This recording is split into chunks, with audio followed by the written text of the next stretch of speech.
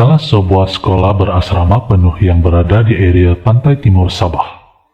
Nama sekolah sengajalah saya kasih rahasia kali ini. Kebiasaanlah, setiap tahun pelajar yang mengambil PT3 dan SPM memang kena struggle sedikit mau belajar. Dan kalau sekolah asrama penuh memang strict. Ada late prep study lagi, orang bilang belajar malam lah.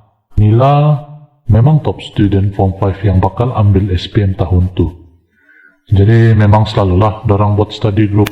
Tapi si Nila ni selalu study sampai lewat malam. Nila, Ju, Zo, memang tiga sahabat karib lah.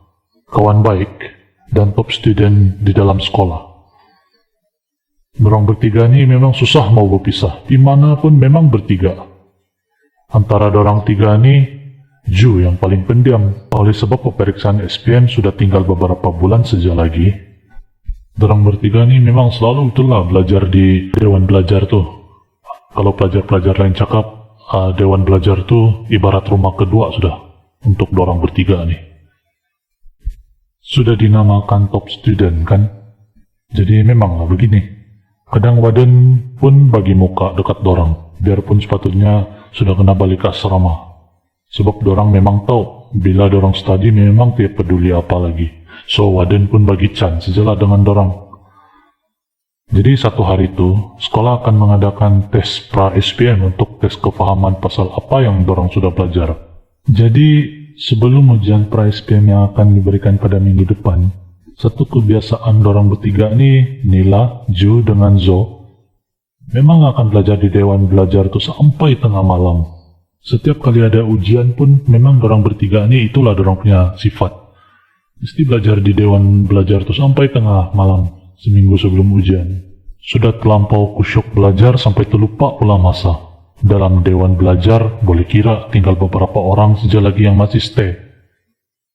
Lepas setengah jam tu, tinggallah dorang bertiga. Jam sudah menunjukkan jam 11:30 malam. Zo menguap. "Kamu belum mau balik dom kah? Saya mengantuk sudah." Ju pula menjawab. "Saya pun mengantuk kok sudah." "Enggak, jomlah kita balik dom, esok lagi kita sambung study." Sambil mengemas buku. "Kamu baliklah duluan pergi dom, ada lagi sedikit soalan saya mau buat nih. Last sudah juga saya buat nih." "Siap saya jawabnya, nanti saya balik dom," kata Nila. Zo, "Betul nih, nanti jangan saya terlampau lewat toh, kami dululah." Nila hanya mengangguk tanda setuju. Terlampau kusyuk menjawab soalan yang sedang dia jawab tuh. Ju dengan Zo pun tidak mau mengganggu si Nila, jadi mereka pun beredarlah dari Dewan Belajar. Terlampau kusyuk buat admit si Nila ni bukan lagi perasan tinggal dia seorang lagi di dalam Dewan Belajar. Sampailah satu soalan tu, dia lupa macam mana mau buat soalan. Lepas tu, bila dia tengok kiri kanan dia ternampak pula tidak jauh dari tempat duduk dia.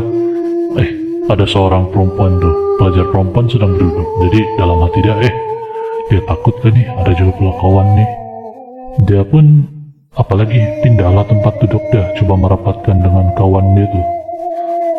Tujuan Nila mau bertanya pasal soalan tu, mana tahu kawan yang sedang berduduk tu tahu macam mana mau buat, sebab Nila lupa cara buat soalan tu. Malu juga mau tanya kalau direct terus, sebab Nila kan pelajar top student dalam sekolah tu.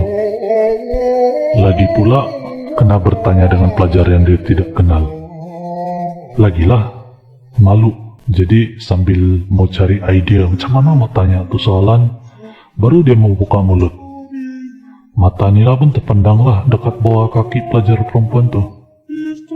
Bila dia tengok kaki di bawah tu, Nila terdiam sebentar.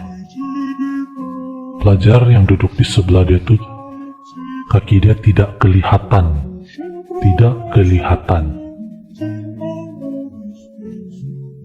Nila pun membatalkanlah niat dia mau bertanya soalan tu.